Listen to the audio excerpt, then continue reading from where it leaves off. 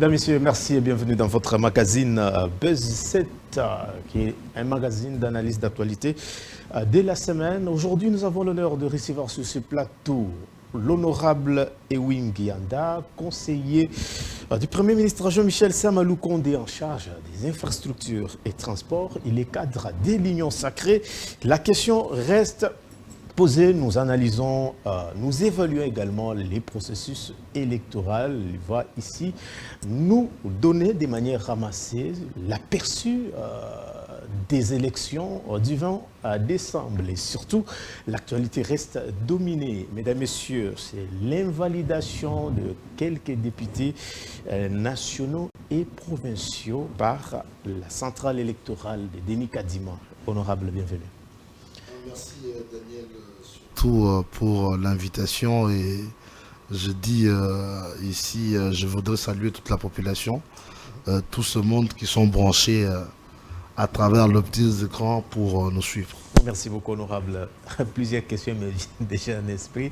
Voulons déjà avoir un peu l'idée sur votre lecture par rapport à l'organisation des élections d'une manière générale. Bon, écoutez, le problème, c'est qu'il faut ici, dans toute sincérité, d'abord remercier les autorités du pays, commençant par le président de la République, chef de l'État, qui respecte la Constitution, au travers le serment qu'il a prêté le 24 janvier 2019, en ce qui est du délai constitutionnel. Vous savez que la question du délai constitutionnel dans ce pays a failli brûler le pays parce que à l'époque, tout le monde ne girait que par des élections dans le délai constitutionnel qui finalement étaient repoussées pour une raison ou une autre. Et donc c'est la même chose que les gens attendaient cette fois-ci. Donc le président de la République, garant de bon fonctionnement des institutions, parce que la CENI en est une. Et donc, c'est rassurer que les élections soient organisées dans le délai constitutionnel contre toute attente des opposants ou encore de certains membres de la communauté internationale qui doutaient jusque-là. Donc ça, c'est une première qu'il faut d'abord féliciter. Il faut notamment féliciter l'équipe dirigeante de la CENI avec à la tête Denis Kadima, qui, à l'époque, est douté d'abord par l'Église catholique, qui est dans l'éternel, je dirais, contestation des élections dans notre pays, parce que... Contrairement à récemment, ils ont quand même apprécié... Voilà qu'ils reviennent à la raison, bon, mais quelques jours après, ils sautent de plus, mais seulement que Denis Kadima, qui a été douté, qui a été appelé candidat du pouvoir, qui a été traité de tout le mot, a, contre toute attente, lui aussi, confondu toutes ces mauvaises langues qui ne giraient que par... une transition ou des choses comme ça. D'ailleurs, c'est pour la première fois dans notre pays, il faut le dire, que l'opposition politique qui a toujours lutté pour le délai constitutionnel demande, avant même les élections, le report. C'est une première, je crois, même en Europe ou en Afrique, et surtout dans notre pays, où nous, quand nous étions à l'opposition, nous demandions au pouvoir d'organiser les élections dans les délais constitutionnels. Mais aujourd'hui, vous avez l'opposition qui demande au pouvoir de glisser. Hein, vous avez vu qu'il y a eu une requête de l'opposition bien avant les élections qui demandait l'annulation de ces élections. La CENI les a organisées dans les délais constitutionnels. Ils continuent des contestations et ils demandent l'annulation des élections. Donc ils veulent justement que le président glisse au-delà de ces 5 ans de mandat qui sont prévus par la Constitution. Donc c'est étonnant et c'est une première dans notre pays. Et donc de ce côté, le défi a été relevé. Il faut dire coup de chapeau au gouvernement de la République qui n'a pas hésité un seul instant lorsque la CENI lançait sa sonnette d'alarme pour justement mettre à la disposition de cette commission dite indépendance électorale et indépendante le moyen possible pour pouvoir avoir les élections que nous avons eues le 20 décembre de cette année, de l'année dernière. Vous étiez également candidat dans la circonscription de Lubumbashi. Je voudrais un peu savoir les climats. Quels étaient les climats sur terrain? Bon, écoutez, sur terrain, je voudrais ici dire que, bon, comme partout ailleurs, il faut être franc pour dire qu'il y a eu vous savez, face à tout ce message des opposants qui pensaient qu'il n'y aurait pas les élections, jusqu'à la veille, même du jour d'ailleurs de scrutin, les gens dormaient un peu. Hein, ils étaient endormis par l'opposition politique qui pensait qu'il n'y aurait pas des élections, même à 2-3 heures du jour de scrutin. Donc ce qui a fait qu'il y ait un faible taux de participation de la population. Donc on parle ici de 43 000 enrôlés, mais seulement 43 millions plutôt d'enrôlés, seulement 18 millions de compatriotes sont allés dans les urnes. Donc il faut dire que cette sensibilisation de l'opposition a aussi endormi quelques compatriotes qui sont restés carrément à la maison. Mais sur le taux de participation, il faut dire que ceux qui sont venus, il y a eu un engouement un peu en dernière minute qui a fait que la CENI même repousse un peu tout ça d'1 ou de 2 jours aux endroits où il n'y avait pas encore l'acheminement de matériaux, ou encore la population avait la soif de voter, mais trahie par le temps. Alors, honorable, on parle des irrégularités qui ont eu à essayer un peu de créer des doutes dans le cœur de plusieurs opposants qui, selon eux, il y aurait tricherie, fraude et autres. Bon, écoutez, la question de la tricherie ou de la fraude, nous l'avons nous-mêmes dénoncé depuis toujours, hein, depuis les premières élections. Vous savez que nous sommes au 4e cycle électoral sous l'empire de la Constitution du 18 février 2006, que les premières élections que nous avons eues en 2006, le deuxième en 2011 et puis en 2018, aujourd'hui en 2023, il faut dire que nous sommes une jeune démocratie. Nous sommes au 4e cycle électoral et que, comme toute œuvre humaine, je crois que les imperfections ne manquent pas. Donc, il faut rester dans la franchise pour dire qu'effectivement, il y avait des candidats, même au sein même de l'Union sacrée. D'ailleurs, là, vous avez vu la décision d'hier de la CENI en dit tout. Ça montre l'impartialité de la Commission nationale électorale et indépendante qui a même sanctionné certains membres éminents de l'Union sacrée où nous sommes. Donc c'est pour dire que cette tentation n'a pas sûrement manqué de part et d'autre, parce que sur cette liste, vous trouvez le candidat soit de l'opposition et même du pouvoir qui ont voulu abuser du processus électoral. Mais là n'est pas le problème de la CENI. Et je crois qu'aujourd'hui, avec les sanctions qui arrivent, Denis Kadima est en train d'inscrire son nom en très grandes chiffres ou lettres dans l'histoire de notre pays, avec l'invalidation aujourd'hui de plusieurs classiques du pouvoir, contrairement à ce que nous voyons à l'époque où quand on est classique du pouvoir, on est directement élu, on est intouchable et tout ça. Et donc vous avez l'état des droits sous Félix Tshisekedi, et depuis le début du mandat, vous avez vu qu'il n'y a pas eu des intouchables sous en fait la présidente de Félix Tshisekedi, et ça c'est des avancées qu'il faut saluer. Et il faut corriger justement les imperfections. Alors, honorable, nous parlons de la publication des élections. L'écart qu'a aujourd'hui Félix Tshisekedi, qui a pratiquement 73%, le deuxième vient avec 18 et 5. C'était quoi la stratégie? Bon, écoutez, la stratégie était simple. En fait, ça prouvait à la face du monde que l'adversaire en face était simple. Et était plutôt pas aussi costaud, hein, était petit que les gens ne le croyaient. Parce qu'en fait, les gens se sont fait un mythe que, bon, lorsqu'on est... Vous savez que chaque leader dans notre pays, parce qu'il faut revenir là-dessus, les élections sont quand même sociologiques d'une part.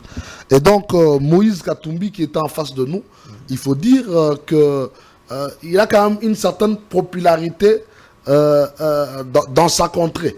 Il a été gouverneur du Grand Katanga et dans ses stratégies, et donc au lieu du minerai, donc il gagnait le minerai et donnait de la farine par contre-échange, vous savez, et le bas peuple pour eux, bon, c'est la farine qui était restée dans la tête, et les gens se sont fait cette idée, croyant qu'ils vont conquérir le territoire national. Mais aujourd'hui, comme je l'ai dit, sous le 4e cycle électoral, sous l'empire du 18 février de sous l'empire de la Constitution du 18 février 2006, la population est quand même assez mature aujourd'hui. Et ça prouve à suffisance que lorsque notre candidat de référence, Félix Tshisekedi, descendait sur le terrain, il avait un bilan qu'il présentait à la population et il alertait sur le danger qu'il y ait de candidats qui soient de l'étranger. Parce que quand vous voyez aujourd'hui de candidats qui vous parlent de notions de genre et tout ça, donc face à tout ça, il a fallu avoir un discours. Et donc ici, je voudrais nous féliciter, nous, Union Sacrée, féliciter le président de la République, chef de l'État, pour un discours convaincant. Donc les autres sont allés en insultant le chef de l'État sur le terrain, croyant qu'ils vont conquérir le territoire national. J'ai dit que si bien aujourd'hui on reprend les élections, le président Félix Tshisekedi va toujours gagner majoritairement ces élections-là. Par rapport à son bilan, vous êtes membre, pas membre, au cadre de l'Union Sacrée, est-ce que Félix Tshisekedi avait vraiment le bilan présenté? Écoutez, mais il y a un bilan très lourd à présenter.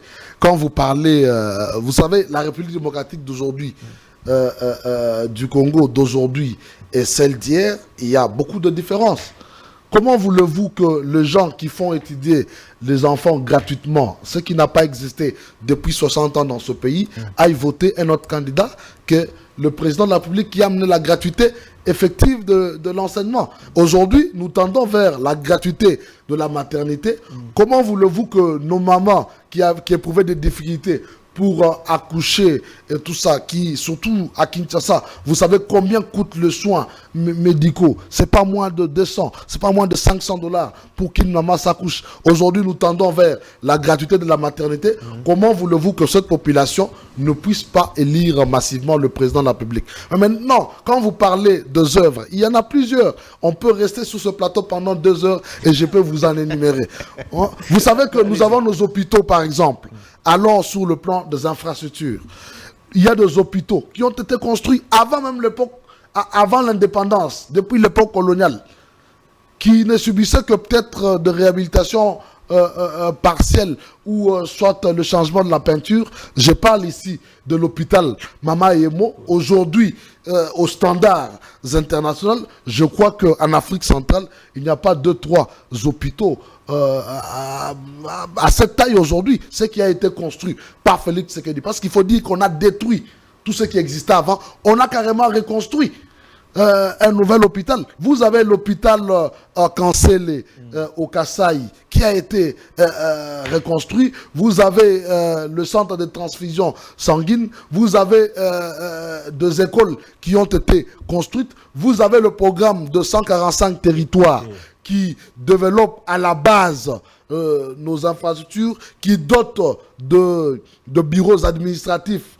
à ceux qui dirigent dans les entités.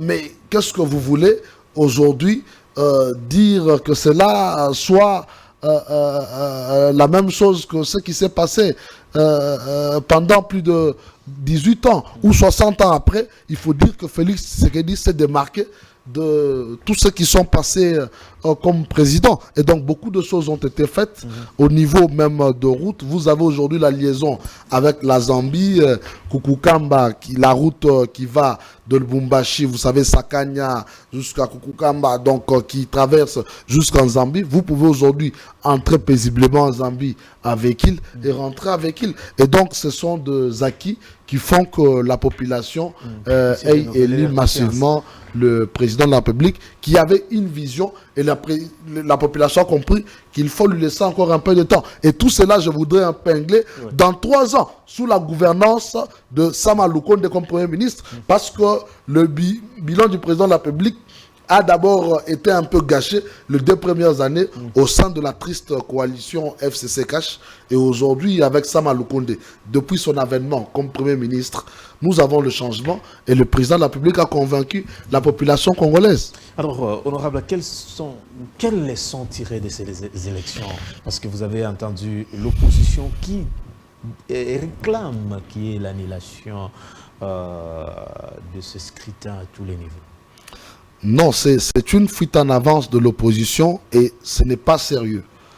Ce n'est pas sérieux du tout. Les moyens ont été dépensés vous savez que pour organiser une élection, c'est à peine maintenant que notre pays, je crois depuis 2 scrutins maintenant, c'est de 2018 et 2000 aujourd'hui 23, que le pays organise les élections sans l'aide de l'Occident ou quoi que ce soit, pas de moyens propres.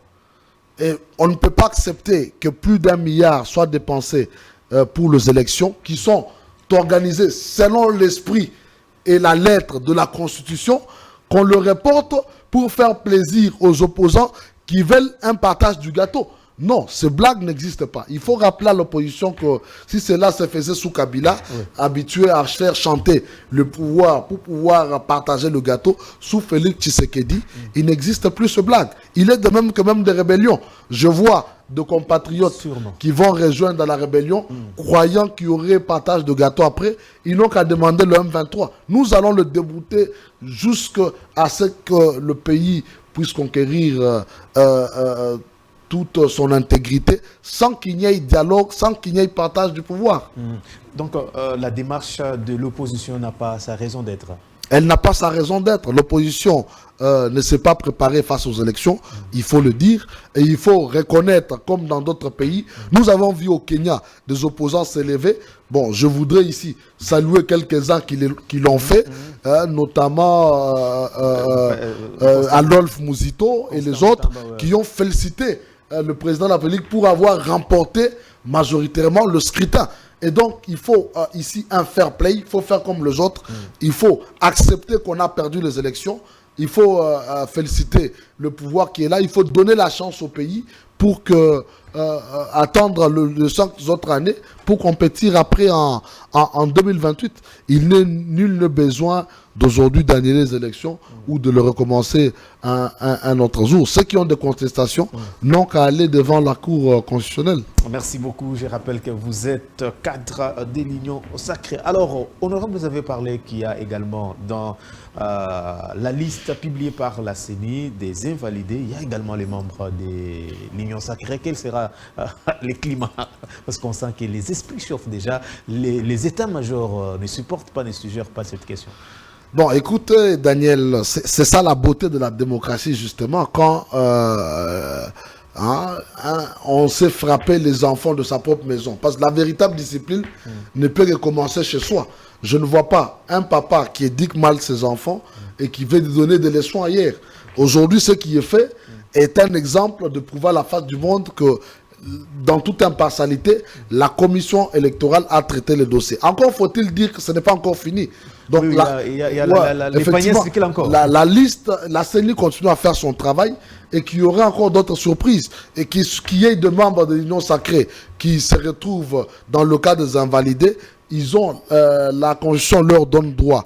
Ils ont la Cour constitutionnelle à atteindre, ils ont des instances judiciaires à saisir pour pouvoir s'affranchir s'ils estiment qu'ils en ont le moyen et les preuves. Et en ce moment-là, on pourra délibérer si certains d'entre eux n'ont effectivement pas été pris en flagrance délit ou pas. Et donc, il faut aujourd'hui saluer l'action de la CENI. Il faut saluer, le président de la République qui a laissé les institutions faire leur travail en toute démocratie. Il ne risque pas de mettre l'huile dans le feu. Alors qu'après la publication, le climat semblait être un peu bien. Vous sentez que les esprits chauffent. On a vu dans des avenues de marche, tout ça, des gens en train de brûler des punais. Vous ne trouvez pas que CENI est en train de nous amener quelque part où on ne saura plus gérer la question? Non, je crois que la situation est calme. La situation est sous contrôle. Il y a un commandant suprême qui est Félix Tshisekedi Tshilombo, qui a la manœuvre, qui est à la tête du pays. Il y a des institutions qui vont être remplacées par les élections qui soient démocratiques, et donc nul n'est besoin aujourd'hui de brûler le pays parce que on n'a pas été élu ou on a été pris en flagrance délit. Je crois que ce qu'il faut faire pour les amis qui sont retrouvés dans ce cas, qu'ils soient de l'Union sacrée ou de l'opposition, c'est de saisir des instances judiciaires. Ok, merci beaucoup. Honorable, vous savez, c'était d'ailleurs dans notre question, dans nos questions parmi lesquelles on avait déjà prévu, c'est la question de l'insécurité à l'Est, honorable. Vous avez cité quelques jeunes qui sont en train de rejoindre les rebelles. On parle, nous avons vu l'ancien président de la CENI et quelques têtes de jeunes que vous connaissez peut-être bien. Alors, c'est quoi l'objectif et l'idée? C'est quel le message que vous pouvez lancer à toute la jeunesse qui semble être un moment manipulé?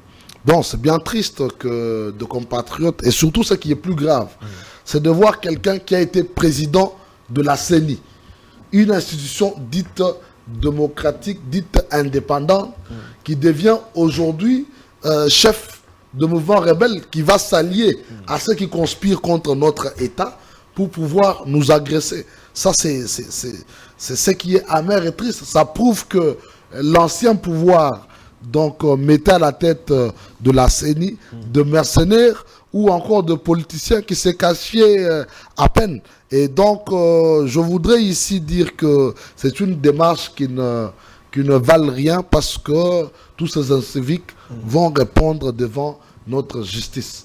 Et l'armée congolaise aujourd'hui est une armée qui est conséquente à tout. Vous avez suivi le chef de l'État qui a dit que encore un peu de bruit, encore un peu de bêtises, nous allons déclarer un état de guerre. Et donc nous avons aujourd'hui une armée qui est regardée, qui est réconfortée par le commandant suprême, qui est prêt à mettre hors d'état de nuire tous ceux qui veulent conspirer ou agresser notre pays. De jeunes qui rejoignent la rébellion, je crois que c'est une fausse analyse et je crois que ils sont partis pour la gloire parce que la République démocratique du Congo d'aujourd'hui n'est pas celle de Mosé Kabila d'hier qui était divisée. Donc il ne faut pas que les gens se trompent, il ne faut pas que les gens croient qu'il y aura un dialogue avec eux parce qu'ils ont rejoint le M23. Le M23 lui-même a cherché le dialogue, il ne l'a pas eu. Ils ont marché à Nairobi, le président de la République a dit niet, il n'est plus le temps de dialogue pour partager le pouvoir. Nous allons mettre hors d'état de nuire toutes ces rébellions qui veulent attaquer notre intégrité territoriale. Honorable, nous avons eu l'EAC, nous avons d'ailleurs la MONUSCO. Est-ce que la paix, quand est-ce que la paix reviendra? Parce que le premier mandat de Félix Tshisekedi vient de s'épuiser, bientôt 5 ans. Est-ce que vous pensez que dans 5 ans, la question sera résolue? Bon, je crois que pour une guerre qui est animée, vous savez, la guerre de l'Est du pays, ce n'est pas de guerre qui commence aujourd'hui. Donc ce n'est pas dans 5 ans non plus que Félix Tshisekedi vient, il balaye tout. Aujourd'hui, l'essentiel est fait. C'est d'identifier ceux qui soutiennent la guerre dans notre pays. La guerre de l'Est du pays, elle date de 2 années. Même avant l'indépendance, il y avait l'agression du pays et tout ça. Aujourd'hui, il est clairement identifié que c'est le Rwanda, un de nos pays voisins, qui nous agresse. C'est ça qu'il faut avancer comme argument qu'il faut mettre dans les avancées du président de la République. Donc nous avons identifié aujourd'hui l'adversaire. Parce que tous ces compatriotes même qui sont manipulés par ce pays voisin, qui est le Rwanda. Et que nous avons montré à la face du monde que c'est lui notre adversaire principal. Maintenant que l'adversaire, comme on dit, le combat est facile quand on connaît bien son adversaire. Maintenant que l'adversaire est connu, et vous avez vu que depuis que nous avons commencé à tutoyer le Rwanda, la force du Rwanda a commencé à baisser. Et donc Paul Kagame n'est pas le même que celui, le tout-puissant d'hier. Donc l'homme a commencé à fléchir parce qu'il est clairement maintenant identifié. Alors, donc, avec notre armée qui a été regaillardie, qui a été reconstituée par le président de la République, Félix Tshisekedi, donc attendez-vous que la paix revienne effectivement à l'est du pays. Alors, merci beaucoup, honorable. Alors, bientôt là, le chef de l'État va prêter serment. Quels sont, vous êtes analyste politique, de réformes que vous voulez, que vous êtes également candidat, je vais revenir à ça, je voudrais d'abord que d'une manière ramassée, que vous puissiez un peu nous donner le coup d'essai que vous pensez pour ces pays en tant que responsable et leader des jeunes. Écoutez, le problème ici, ce qu'on a dit, c'est que même alors, vous avez dit que nous sommes candidats à la députation nationale parce que nous pensons qu'il faut continuer, il faut apporter notre pierre d'édifice. Nous pensons que la richesse du Congo n'est pas encore équitablement partagée entre la population. Nous pensons qu'il faille aujourd'hui qu'il y ait de lois qui sont en faveur de la jeunesse. Il faut qu'on ait des députés qui soient redevables à la population et qui rendent effectivement compte à notre population, qui donnent le loi, qui sont en faveur de l'entrepreneuriat de la jeunesse, qui sont en faveur de l'encouragement de nos mamans et tout ça qui vendent au marché, qui sont en faveur effectivement de la population, que des députés qui se battent autour de palissades ou autour de véhicules. Et donc, il est temps aujourd'hui, nous avons dit ça pendant toute la campagne électorale, je suis parmi ceux qui ont effectivement à Lubumbashi fait le recoin et le recoin de la ville.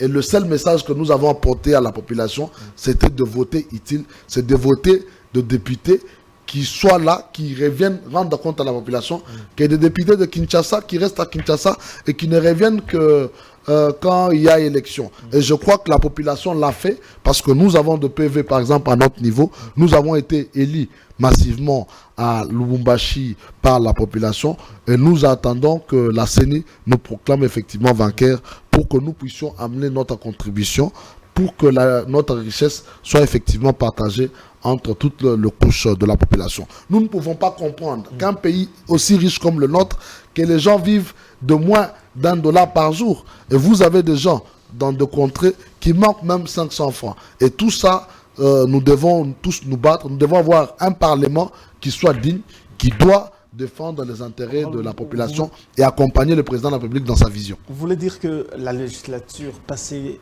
a échoué et vous voulez renouveler cette fois-ci la manière de faire les choses? Écoutez, le président de la République l'a dit au cours de toute cette législature, et même cette fois-ci dans la campagne électorale, il dit, le président a appelé la population à voter de députés qui soient de vrais élus du peuple. Hein, pas des gens qu'on va nommer ça et là. La législature passée, vous savez comment ça s'est passé. La population avait sanctionné le pouvoir du président Kabila en mettant dehors Chadari qui était le candidat de la majorité au pouvoir, mais la population avait oublié de voter également de nouveaux députés. Et bon, quoi qu'il en soit, le même Nanga ici qui veut faire la guerre a fait la honte à la CENI. Il a invalidé, dévalidé et révalidé de députés. Nous savons dans quelles conditions les députés qui sont là ont été, soit pour certains nommés, certains placés carrément. Et vous savez comment ça a été difficile. Et ce que nous, d'ailleurs, nous saluons aujourd'hui, c'est l'exploit du président de la République de pouvoir rendre cette majorité et la mettre totalement pour son compte. Mais ça a été des députés qui ont fait chanter la République, qui ont été là pour de palissades. Ça a été des députés qui, vous pouvez me dire combien de lois ont été votées en faveur de la population au cours de cette législature. C'est comme ça que le président de la République, comprenant cela, le président de la République, sachant comment il a acquis cette majorité au cours de la transformation au sein de l'Union sacrée, le président a appelé la population à voter cette fois-ci de députés qui puissent l'aider à accomplir sa vision à la tête de la République démocratique du Congo. Vous savez que le président Félix Tshisekedi ne pourra rien s'il n'a pas une majorité de gens qui sont forts, s'il n'a pas de députés qui peuvent l'aider dans l'action gouvernementale, qui peuvent l'aider à finalement produire de lois qui soient totalement en faveur de notre population. Alors, merci beaucoup, honorable. Il y a un climat où, je ne sais pas moi comment qualifier cela, des messages, de la haine, les vivre ensemble ne se sent plus, et surtout en cette période électorale où tout le monde veut se faire entendre. Un mot, un message, cher honorable. Parce que nous tendons petit à petit vers la fin de notre... Écoutez, Daniel, il faut identifier le problème comme il se doit. Il y a aujourd'hui certains frères katangais qui pensent qu'ils ont le monopole de la riz et qui aujourd'hui d'ailleurs ont fui. tous ces gens qui appelaient, quand vous voyez Mwando qui appelait les gens à aller dans la rue, lui-même a déjà fui. On ne le voit même pas. Et donc, il y a des gens qui pensent aujourd'hui. Écoutez, on a eu combien de cycles électoraux dans ce pays? J'en ai parlé de 4 ici. En 2006, nous avions Jean-Pierre Bemba qui se battait contre Joseph Kabila. Jean-Pierre Bemba est de l'Équateur, vous savez, sa province. Est-ce que vous avez vu l'Équateur s'élever pour demander la République de l'Équateur, la succession de l'Équateur? Nous avons eu en 2011 Etienne Tshisekedi Wamulumba, leader incontestable de l'opposition dans ce pays, le sphinx de Limete, qui a gagné d'ailleurs les élections par ailleurs.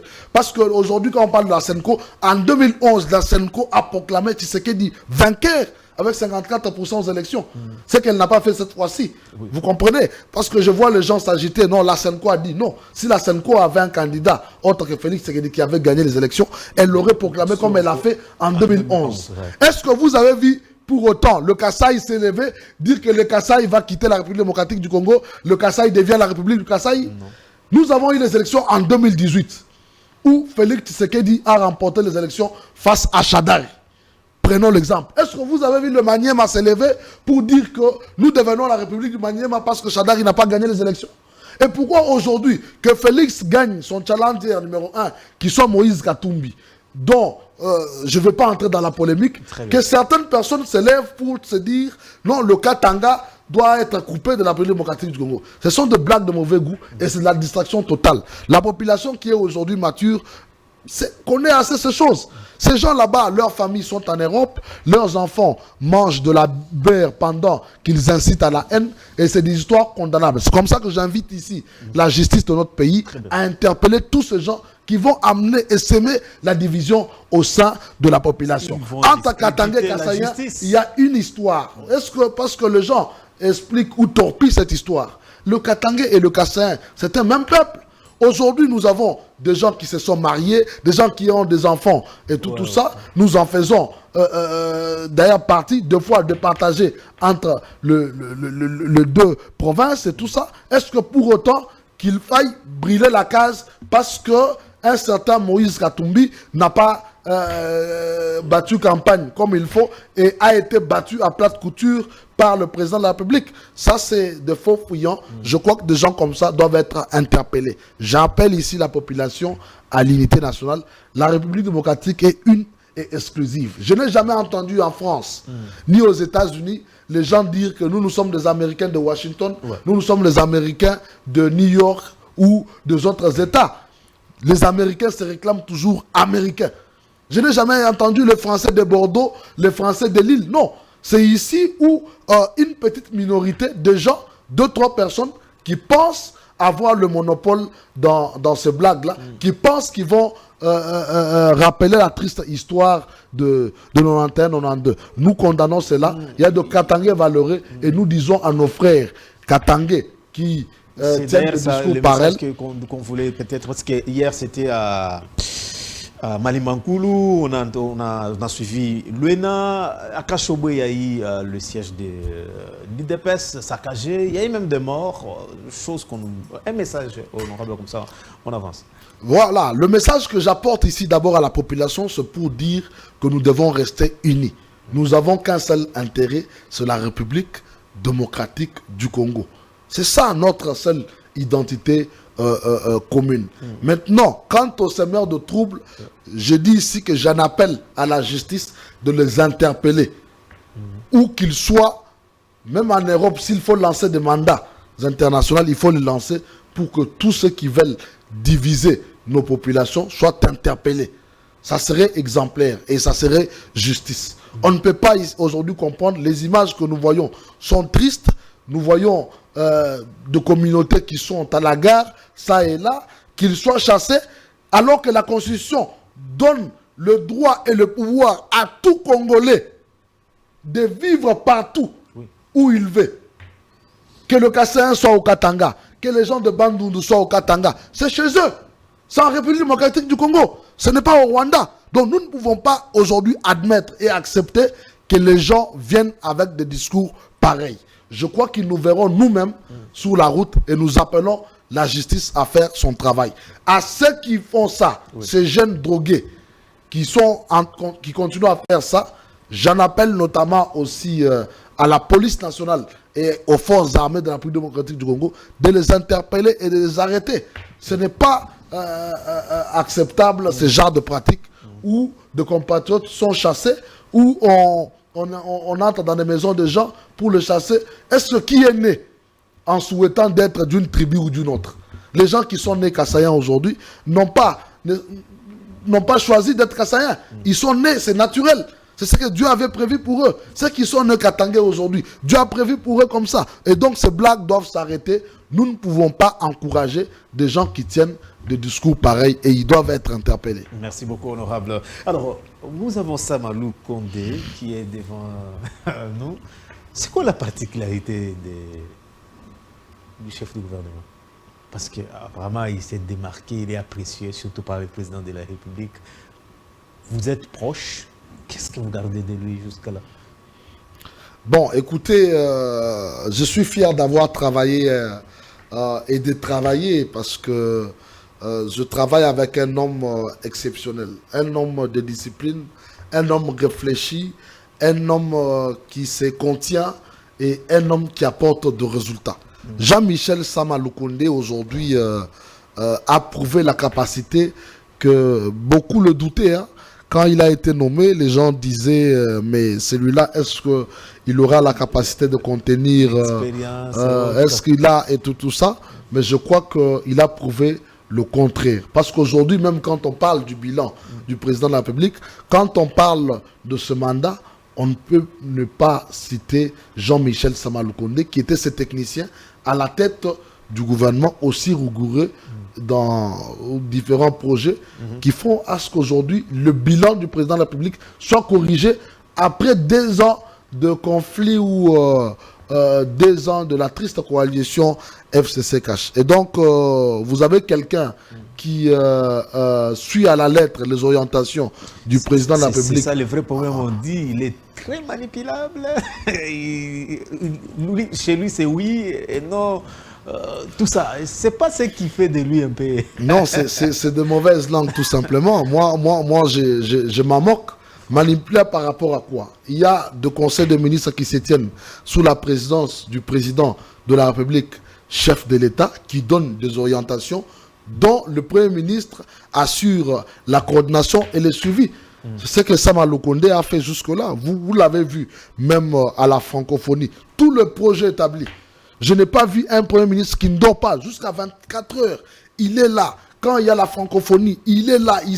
Il doit se rassurer que ça marche. Même à 2 heures, nous avons fait des descentes avec le Premier ministre dans des sites. Même quand le pape devait venir ici, ça a été une réussite totale. C'est par l'implication totale du Premier ministre, chef du gouvernement. Parce que même la nuit, il visitait les chantiers. Et c'est ça, un Premier ministre, chef du gouvernement. C'est ça un technicien. C'est ça le bilan qu'on a aujourd'hui. C'est parce qu'il y a eu la rigueur, c'est parce qu'il y a eu quelqu'un que le président a donné confiance à la tête du gouvernement, qui a effectivement rendu la sincère au président de la République en lui donnant des résultats qui y ont fait aujourd'hui que nous puissions le présenter pendant la campagne électorale et qui font aujourd'hui que le président puisse avoir 73% au suffrage exprimé. Et donc, les 73% sont le résultat d'un gouvernement qui a été chapeauté par Jean-Michel Sama Lukonde Kenge. Un poste pratiquement envié. Il y a déjà des listes qui circulent par-ci, par-là. Est-ce qu'on va les retrouver encore prochainement? Écoutez, je ne peux pas entrer dans le secret du président de la République. Je me souviens que à quelques jours de l'avènement du gouvernement Sama 2, les gens avaient également circulé des listes et tout ça, mais le président avait redonné sa confiance au Premier ministre Sama Lukonde, et donc on ne peut pas entrer dans le secret du président pour commencer à spéculer. Je crois que le Premier ministre a travaillé, et nous qui sommes à ses côtés, nous en sommes fiers de résultats que nous avons donnés à la tête du gouvernement. Si le président estime qu'il continue à donner sa confiance au Premier ministre Sama Lukonde, ça sera une bonne chose et ça pourra toujours avancer le pays. Et donc, nous ne voulons pas ici jouer aux magiciens ou aux sorciers pour commencer à dire qui peut être Premier ministre, qui ne peut pas l'être. Ça, c'est du pouvoir exceptionnel du président de la République, chef de l'État. Honorable, il nous reste quelques minutes. Un message à votre base des Lubumbashi qui est en train de nous suivre à pareil instant. La diaspora est là et tous les Congolais nous suivent à pareil instant. Un message. Écoutez, je voudrais appeler ici toute la population de Lubumbashi. D'abord, revenir sur mes remerciements pour m'avoir élu massivement. Je vois ici le quartier Tabakongo, le quartier Tchamal Lilavoie. Je vois ici la Kamalondo où les gens se sont mobilisés pour nous élire massivement. Je vois ici même du côté Kachamata où les gens sont allés, je vois Matipicha, je vois de contrées un peu reculées. Face à tout ce que nous avons fait, nous avons donné de l'eau à la population pendant des années, pendant que les autres dormaient. Je crois que c'est des choses qui font que cette confiance soit renouvelée comme elle a été renouvelée pour le président de la République. Et donc le message que je leur lance maintenant, c'est le calme. Nous attendons le résultat qui seront proclamés par la Commission nationale indépendante, la CENI. Je crois que ça sera justement en notre faveur et que nous allons fêter ensemble, mais nous allons surtout travailler ensemble pour que nous puissions doter notre pays de lois qui soient en faveur et qui bénéficient pour toutes nos populations. Merci beaucoup, honorable, pour avoir accepté notre entretien. C'est un plaisir de vous recevoir. Je pense que ce n'est pas la dernière fois. Ah, merci. Je crois que à chaque fois que vous aurez besoin de nous, dans le cadre notamment de la redevabilité, nous nous efforcerons toujours pour venir. S'il faille qu'on fasse une émission entière pour que je vous détaille le bilan du président de la République, nous sommes disponibles et travailler pour la République est une passion que nous avons opté pour la vie. Merci beaucoup, honorable. Mesdames, Messieurs, merci d'avoir suivi ces magazines. Le plaisir était pour moi de vous les présenter. Les rendez-vous est pris. D'ici là, portez-vous bien. Au revoir. Merci.